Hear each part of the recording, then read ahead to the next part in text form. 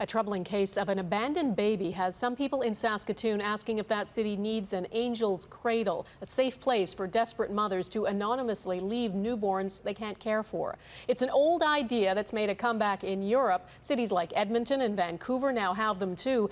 And though there is opposition, as Wendy Winiewski reports, supporters say it can offer a safe alternative to women who feel they have no other choice. It's a heart-wrenching scene, digging through a landfill in search of an abandoned baby. The young mother of that child back in court facing charges for abandoning her newborn girl. I think the more options that are open at a time of, let's call it distress, makes things much easier. For years, Lori Eisinger, a member of the local hospital auxiliary, has been pushing for an angel's cradle in Saskatoon. It's a program where a baby can be dropped off anonymously at a hospital.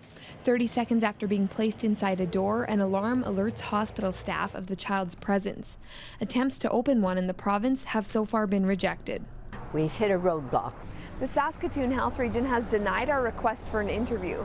The region saying only that its priorities are set by the Provincial Ministry of Health, and the province has not identified an angel's cradle as a priority at this time. We believe that the prevention of child abandonment is a more viable option than providing easier access to a place where you can abandon a child. Programs like the Angel's Cradle are common in Europe. The first Canadian cradle opened in Vancouver's St. Paul's Hospital in 2010. Dr. Elizabeth Joa says it has eliminated unsafe abandonments. Such as there were infants found in Burns Bog and other situations in the past, and that hasn't happened since the development of the Angel's Cradle. 2 additional cradles opened this spring in Edmonton. Neither have been used yet.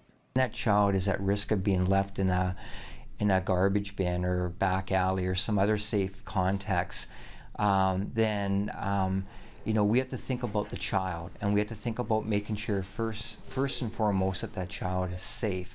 Then we can sort out the other details. There's no way to know if an angel's cradle would have changed the circumstances of this court case or similar cases in the past. But given the fact so many young mothers have committed the unthinkable act of abandoning their baby, Eisinger says providing an option, any option, is better than another heart-wrenching scene like this one. Wendy Winiewski, Global News,